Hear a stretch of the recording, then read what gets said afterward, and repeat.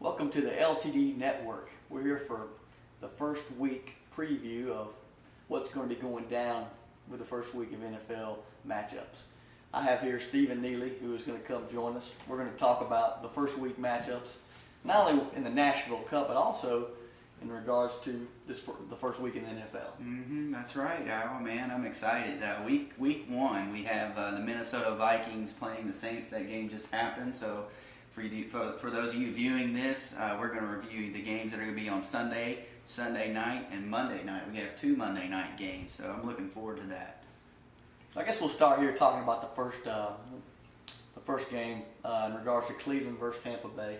What are your thoughts on that one, Neely? Pretty weak. I think, as we scroll through some of these, it's almost like we can go through some of these and just skip them for the fact that Cleveland at Tampa Bay, just looking at it, doesn't jump off the screen or anything like that. I'm thinking, let's talk more like let's talk other teams. But I'll just briefly talk about Tampa Bay. You got the rookie Mike Williams. We're interested in what he's going to do. The running back situation's a mess in Tampa Bay. Cleveland, Mike Holmgren. I mean, he's revamping. We have a new quarterback, Jake Galone, who's been around for a while. Fantasy value-wise, Al, I'm not looking really at anything on that. We did see Jerome Harrison blow up like the Angus burger here. That's right. Last year with the last 3 weeks, he was quite amazing with all the rush yards he had in the last few games. So it was pretty much a blowout last few games for Jerome Harrison. So we'll see how that one turns out. Do you have anybody you're picking in that game to win? I'm going to take Tampa Bay since it's at home. I mean, I just think that they have a pretty decent defense, and that they'll win because of home field advantage at Raymond James Stadium. Yeah. Well, we got the next game, Miami at Buffalo. Me or you? Well, I'll just comment on a little bit. I was listening to 147 on Fantasy Network on the way over here. They were saying that Chad Henne's not getting good chemistry with Brandon Marshall. And that's terrible to hear that, because he's on my team for fantasy football, Brandon Marshall is. And that hurts me deeply, but it's only the preseason. There's a lot to play. I mean, they haven't played a game yet, so I'm sure that Brandon Marshall can make anybody better.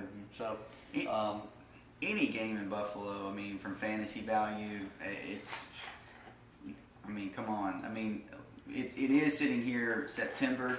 It is warm weather, but let's be honest. If there's a game in Buffalo and Buffalo's involved, sorry to Buffalo Bills fans, but from a fantasy perspective, a game at Buffalo, there's not going to be 350 yards thrown through the air. There's not going to be, a lot of receptions, I would say. So looking at it from a fantasy perspective, from the Buffalo Bills side, you're looking at C.J. Spiller. I think he could be awesome from the run game perspective, but as far as the passing game, I think very poor. Yeah, we got Lee Evans as their pretty much number one wideout. It's either shape up or ship out for Trent Edwards, so it'll be interesting to see how it all shakes down. The next game we have, which is probably going to be one of the most exciting games of week one, is the Cincinnati Bengals versus New England Patriots, which you have a lot of drama going on this preseason. Tom Brady getting in a car wreck. You got Randy Moss complaining and moaning about more money, and then you've got on the other side of the ball, you've got T.O. and you got Chad Ochocinco with their reality TV shows. Every day is it's kind of like As the World Turns show going on with all the drama they portray, and with all the hype and the personalities, big personalities, which they both have. So it'll be interesting to see how it all shakes down. I get Cedric Benson. They'll probably do a balanced attack with Benson and those two receivers, and I think it will bode well for them tomorrow, because they've got a good running game. At one point in the season last year, Cedric Benson was in the talk as one of the top 3 or 4 players for the MVP. Kind of trailed off towards the end because he had a few injuries where Bernard Scott came in and he had a good game there. So I wouldn't be surprised if the Bengals shock the world tomorrow, but we'll see. Anybody can win. So. Yeah, man, that would be interesting. I have to say that anybody going into Gillette Stadium is in for a ball game. Yep. I mean, just Tom Brady and Randy Moss, the hookup there. Cincinnati does have a good ball club, like you say, and they have good defense. But I just think with at New England, I'm going New England. All right, we'll let you talk about the next game, the Colts versus the Houston Texans.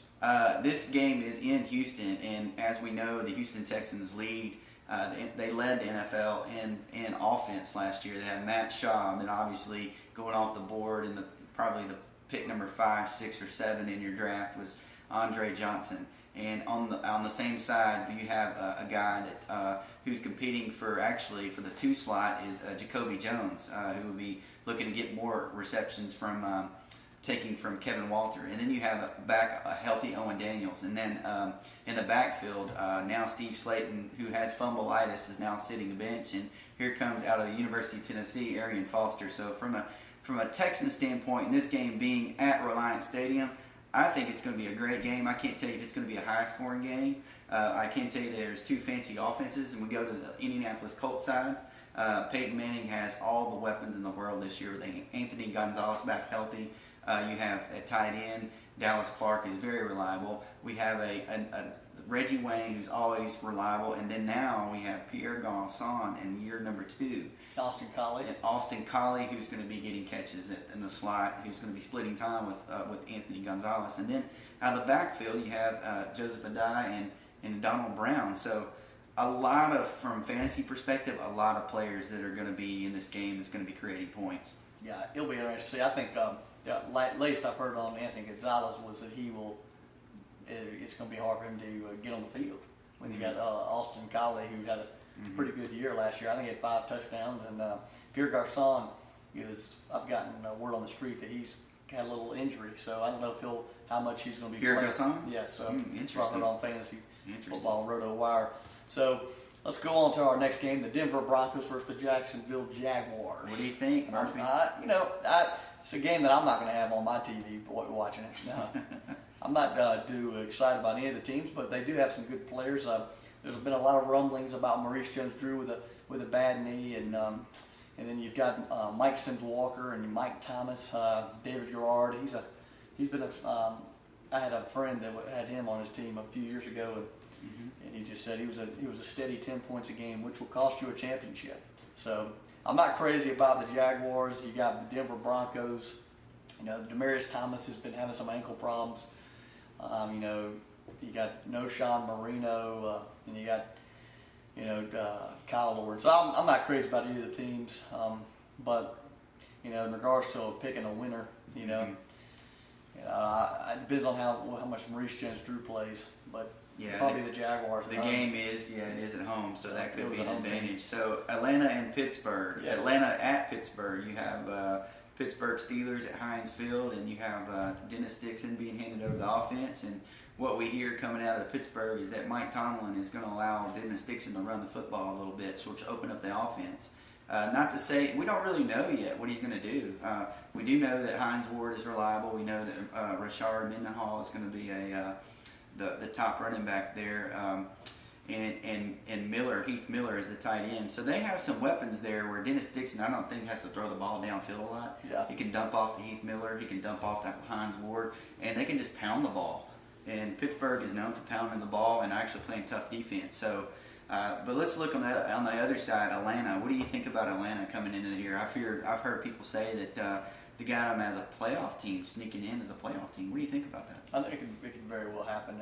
You've got, I'm a Carolina Panthers fan, but I think their division is kind of weak. You got Tampa Bay, who looks to be a doormat.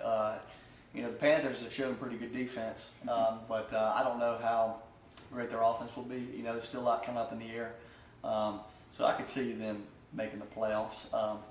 I've seen some improvement. You got Harry Douglas, you got Roddy White, which is arguably top 5 receiver, definitely top 10 receiver.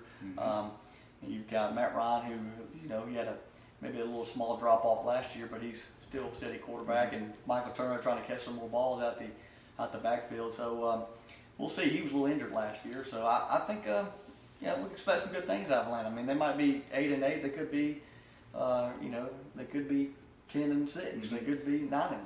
So sneaking in there wouldn't surprise me one bit. Hey, the next team we have is Oakland and Tennessee. And for those of you who don't know, the LTD network is actually broadcasted out of Nashville, and so some of us will be going to the game. But as far as a fantasy perspective, I'm not so sure we want to spend too much time talking about these two teams. Yeah, I think Tennessee will pull out a victory. You got Mike